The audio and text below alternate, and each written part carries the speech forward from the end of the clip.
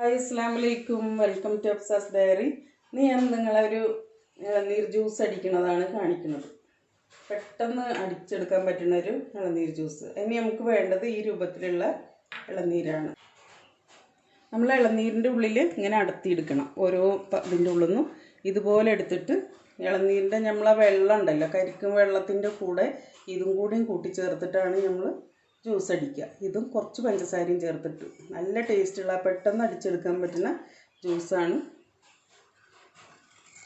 അങ്ങനെ ഇളനീർ ജ്യൂസിലേക്ക് വേണ്ട ഉള്ളിൽ ഇളനീരിൻ്റെ തേങ്ങയും അതിലേക്ക് അതിൻ്റെ ഇളനീരിൻ്റെ വെള്ളവും കൂടി ചേർത്തിട്ട് നന്നായിട്ട് മിക്സ് ചെയ്ത് നന്നായിട്ട് അരക്കുക. അതിന് 2 സ്പൂണ് പഞ്ചസാര, പാകത്തിന് പഞ്ചസാര മതി. നമ്മൾ ഈ ഇളനീര് നല്ല മധുരവും ഒരു തരിപ്പോട് കൂടിയുള്ള നല്ലൊരു മധുരം ഉള്ളതാണ്.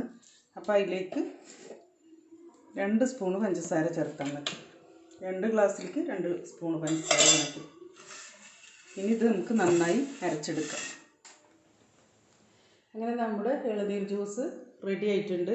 ഒരുപാട് ഗുണങ്ങൾ അടങ്ങിയതാണത്. നമ്മളിത് കഴിക്കുകയാണെങ്കിൽ ഒരുപാട് കാര്യങ്ങൾക്ക് നമുക്ക് സോഡിയം കുറവ്, പൊട്ടാസ്യം, കാൽസ്യം ക്ലോറൈഡ് എന്നിവയുടെയൊക്കെ ഒരുപാട് അടങ്ങിയ ഒരു സാധനമായതുകൊണ്ട് നമുക്ക് എല്ലാവർക്കും നല്ലതാണ്.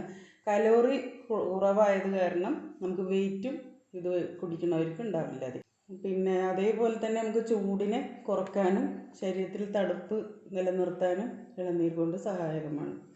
എല്ലാവരും ഇതുപോലെ ഉണ്ടാക്കി നോക്കണം. ഇടയ്ക്കൊക്കെ ഉണ്ടാക്കി കഴിക്കാൻ ശ്രമിക്കണം നമ്മളെ ഇളനീർ ജ്യൂസ്. മധുരം കുറച്ച്, ഞാൻ ഇപ്പോൾ 2 സ്പൂൺ മധുരം ഇതിലിട്ടിട്ടുണ്ട്, ടേസ്റ്റിന് വേണ്ടിയിട്ടാണ്. പക്ഷെ തടി കുറക്കാൻ ശ്രമിക്കുന്നവർ ഇതിൽ മധുരം ഉപയോഗിക്കാതെ കഴിക്കുകയാണ് നല്ലത്. എൻ്റെ വീഡിയോ ആദ്യമായി കാണുന്നവരാണെങ്കിൽ സബ്സ്ക്രൈബ് ചെയ്യണേ. വീഡിയോ കാണുന്നവർ ലൈക്കും കമൻറ്റും ചെയ്യാൻ മറക്കരുത്. ഇൻഷാ അല്ലാഹ് മറ്റൊരു വീഡിയോയുമായി വരുന്നത് വരെ അസ്സലാമു അലൈക്കും.